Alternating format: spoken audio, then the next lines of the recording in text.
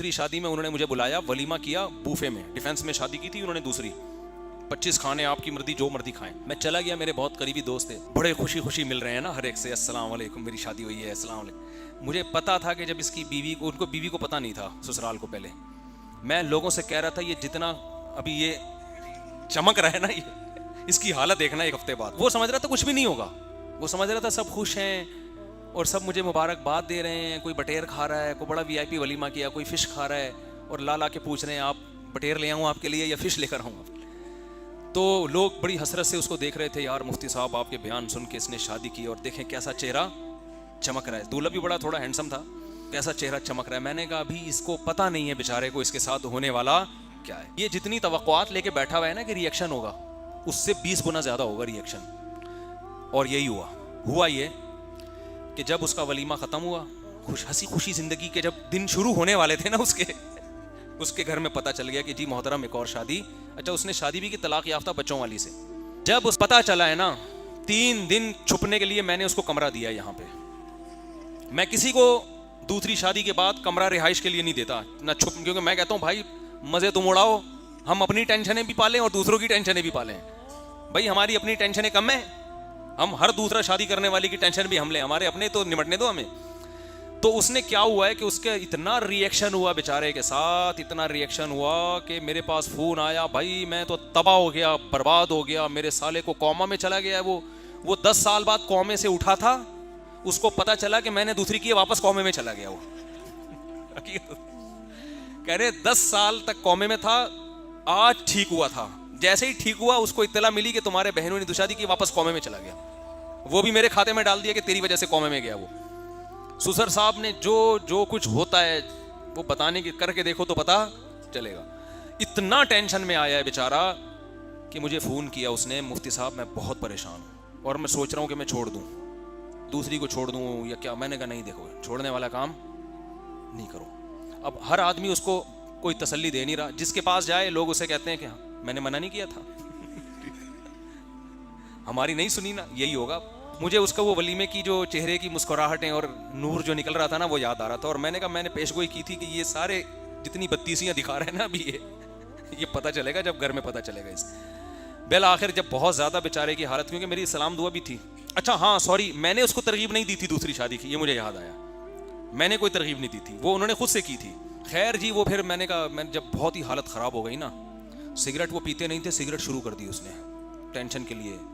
اور مجھے کہہ رہا تھا میں نشے کی طرف جا رہا ہوں, اب اتنی دباؤ اتنی ٹینشن, کیونکہ اب غیرت مند آدمی کے لیے چھوڑنا بھی آسان نہیں ہوتا. وہ کہے گا یار کیسے چھوڑیں گے, لڑکی کے باپ بھائی کو کیا منہ دکھائیں گے ہم. تو کبھی کہتا ہے میں چھوڑنے پہ لگا ہوں, دوسری کو طلاق دینے والا ہوں, کبھی کہتا ہے نہیں یار. تو میں نے اس کو بلا لیا, میں نے کہا ادھر آ جاؤ. اس کو میں نے کھلایا کھانا, انڈا موڑ لے گیا میں ان کو, کھانا کھلایا, ٹائٹ سے دودھ پتی پلائی. میں نے کہا دیکھ اس ٹینشن میں جینے کا اپنا مزہ ہے. میں نے کہا آپ اپنی بائک یا گاڑی کے پیچھے موسٹ وانٹیڈ لکھوا دو. میں نے کہا دیکھو بڑے بڑے دہشت گرد ہوتے ہیں جو موسٹ وانٹیڈ پتہ نہیں سینکڑوں لوگوں کو قتل کرنے کے بعد بنتے ہیں جا کے, اور اتنے ڈکیتیاں کی ہوتی ہیں پھر جا کے موسٹ وانٹیڈ بنتے ہیں. آپ بچپن میں ہی موسٹ وانٹیڈ, اور بڑے فخر سے بتاتے ہیں نا, وہ بڑے بڑے دہشت گرد ڈان بڑے ہوتے ہیں علاقے کے, بدماش بنے ہوتے ہیں. میں نے کہا گریبان کھولو, اب یہ بٹن بند کرنے کا نہیں ہے, بنیان کے بغیر کرتا پہنو, بال بکھیر لو تو, اور ایسے گھومو محلے کا بدماش آ رہا ہے کی ہے جس نے جو اکھاڑنا ہے اکھاڑ لے. صحیح ہے نا, واقعی میں, آپ مذاق نہ سمجھیں. میں نے کہا ایسے گھومو, بال بکھیر لو, بٹن بلکہ ٹیڑھے بٹن لگاؤ نا, یہ والا بٹن اتنا تو میں نے نہیں کہا, لیکن آئندہ کوئی کرے گا تو میں کہوں گا یہ والا بٹن یہاں لگا لو, ایک پائنچا ادھر جا رہا ہے ایک پائنچا نیچے, اور ایسے گھومو. بولا جس کے باپ نے جو اکھاڑنا ہے اکھاڑ لے. کیونکہ لوگ پتہ ہے بے غیرتی کے تانے, تجھے چھوٹے چھوٹے بچوں کی حیا نہیں آئی, تجھے اپنی ماں کا خیال نہیں آیا, تجھے اپنے قومے میں اٹھے ہوئے سالے کا خیال نہیں آیا, قومے سے اٹھے ہوئے سالے کا خیال نہیں. اب یہ دلائل کا جواب دے رہے تھے نا, نہیں میں ایسا نہیں ہوں ایکچولی, یہ نا دلائل سے جواب, ایکچولی اصل میں بیوہ عورتوں کا گھر بسانا بھی تو اسلام کا حکم ہے, ایکچولی وہ اچھا یہ انہوں نے جو شادی, اب وہ اتنی ڈیٹیل میں جاؤں گا بولے گا یار آپ نے تو سارے کچے چھٹے کھول دیے میرے, تو ورنہ ان کی بڑا دلچسپ قصہ ہے, پوری ڈیٹیل میں جا نہیں سکتا میں. تو خیر اب کیا ہے, میں نے کہا بھائی اب دلائل سے جواب دینا چھوڑ دو, دلائل کی دنیا میں آپ لوگوں کو چپ نہیں کرا سکتے. اب آپ نے لوگوں سے کہنا ہے ہم ہیں ہی بدماش, ہم ہیں ہی برے آدمی, ہم کام ہی الٹے کرتے ہیں, وہ جب کہیں گے نا تمہیں شرم نہیں آئی چھوٹے چھوٹے بچوں کے ہوتے ہوئے شادی کرتے ہوئے، بولے میں بے شرم ہوں، میں شرم لیس انسان ہوں۔ شرم ورم ہوتی کیا ہے؟ بدماش اسی طرح بات کرتا ہے نا. ابے کوئی ڈاکو آیا کہ تمہاری کنپٹی پہ بندوق رکھے اور بول پیسے دے آپ کو، تمہیں شرم نہیں آتی؟ وہ کیا کہے گا؟ شرما کے چلا جائے گا واپس.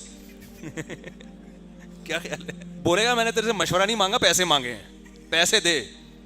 دوسری شادی بھی کام بدماشی والا ہے. یہ تمیز سے بعض کام ہوتے اچھے ہیں مگر معاشرے نے اس کو بدماشی بنا دیا ہے. اگر آپ دلائل دینے پہ آ گئے تھی، ایکچولی دیکھیں وہ مفتی صاحب کا میں نے بیان سنا تھا، وہ ایکچولی عورتیں زیادہ ہیں مرد کم ہیں، یہ بیچاری بیوہ کہاں، یہ بیوہ اگر تمہاری بہن ہوتی تو بھی تم اسی طرح ری ایکشن کر رہے ہوتے. دلائل سے بات سمجھ میں اس وقت کم از کم نہیں آئے گی. تو میں نے کہا بھائی اس کا طریقہ یہی ہے کہ آپ گریبان الٹے سیدھے شلوار کے پینچے یوں بال بکھیر لو اور ایسے مونچھے وونچھے بڑھا لو اور ایسے بدماشوں کی طرح گھومو، اور جب کوئی کہے یار یہ دیکھو اس بیچارے کو ترس نہیں آیا اپنے چھوٹے چھوٹے بچوں پہ، تو بولو بھائی یہ ترس ورس دل نام کی کوئی چیز میرے سینے میں نہیں ہے. ٹھا ٹھا ٹھا. یہ تو زیادہ ہو جائے گی. وہ جب میں نے 10-15 منٹ ان کو یہ تقریر کی نا، کہہ رہے خدا کی قسم اتنا سکون ملا ہے بتا نہیں سکتا. کہہ رہے میری ساری ٹینشن کیا ہو گئی، ختم، ساری ٹینشن ختم. واقعی ان کے چہرے سے لگ رہا تھا ان کو ریلیکس. تو ریلیکس ہو گئے. ریلیکسنگ کا چٹکلا سنا ہے ایک سردار جی سے، وہ سردار جی بھی سن رہے ہوتے ہیں یار آج کل. سردار جی سے پوچھا آر یو ریلیکسنگ؟ اس نے کہا نہیں، I am Ranjit Singh, I am not relaxing. تو وہ کہہ رہے میں کیا ہو گیا، نے بتایا ایسا. میں نے کہا یار بس کیا ہے تو کیا ہے، بھاڑ میں جائے، جس نے جو اکھاڑنا ہے اکھاڑ لے. کیا مار دیں گے نا تو مار دیں، شہادت ہورے مل جائیں گے اس کے بدلے میں آخر. تو وہ بڑے پھر بھی گھر نہیں گئے وہ. تو میں نے کہا ابھی فی الحال آپ گھر نہ جائیں، اس لیے کہ جو تھوڑی آپ کو سکون ملا ہے نا الٹی الٹی باتیں کر کے، تو وہ پھر دوبارہ سے وہی. تو میں نے کہا کہ اب آپ ایسا کریں کہ آپ کے سسرال والے بولیں گے آدھا داماد تھا اب آدھے سے بھی گئے. وہ آدھا داماد شیر ہونے پر اتنی تکلیف ہے تو اب آپ ان کو یہ شو کراؤ پورا داماد مارکیٹ سے کیا ہو گیا ہے شارٹ، نمبر بند کر دو. اب وہ بیچارے فون کر رہے ہیں کہاں گیا کدھر گیا. اب وہ نا ان کو غم، ابے اتنی حالت میں کہیں خودکشی تو نہیں کر لی اس نے، کیونکہ اس کی حالت ایسی ہو گئی تھی کہ لگ رہا تھا یہ مر جائے گا. تو وہ ٹینشن میں بھائی کہاں ہیں. تو میں نے کہا جب بہت زیادہ ان کو فکر ہو جائے نا کہ بندہ ہی نہ شارٹ ہو گیا، تو پھر بولے میں ایک منحنی سی آواز نکالو میں زندہ ہوں، یہ نہیں بتانا یہاں پر ہوں، ورنہ میں نے کہا جو تمہاری حالت ہے پھر میری یہ حالت ہو جائے گی حقیقت. اور تمہاری تو شادی ہوئی ہے، تم پہ تو یہ حالت سوٹ کرتی، میرا تو کچھ بھی نہیں ہوا، میں کیوں غم تمہارا اٹھاؤں بھائی، میرا نہیں بتانا. اور میرے پاس کوئی آتے بھی نہیں ہے اس طرح، کہیں کوئی بھی دوسری شادی میں بندہ غائب ہو جائے تو میرے گھر تلاش کر رہے ہوں آ کے کہاں گیا. وہ تو اپنے پرانے دوست تھے، وہ اتفاق سے، اور وہ حالت بھی ان کی مرنے والی ہو گئی تھی. تو اس کے بعد پھر اللہ کا شکر ہے اب سکون میں ہے وہ الحمدللہ. تھوڑا سا کاکڑ دن نہ ہوا الٹ پٹانگ ہوا، اب کیا ہے، اب سکون میں آئے ہوئے. تو یہ ہوتا ہے، صحیح ہے نا. تو یہ جو دولہا کے ہار پھوٹ ڈالے جا رہے ہوتے ہیں نا دوسری شادی پہ، تو اس سے آپ حسد کا شکار نہ ہوا کریں کہ ہائے کتنا خوش قسمت ہے، کچھ پتہ نہیں آگے ہونے والا کیا ہے اس کے ساتھ.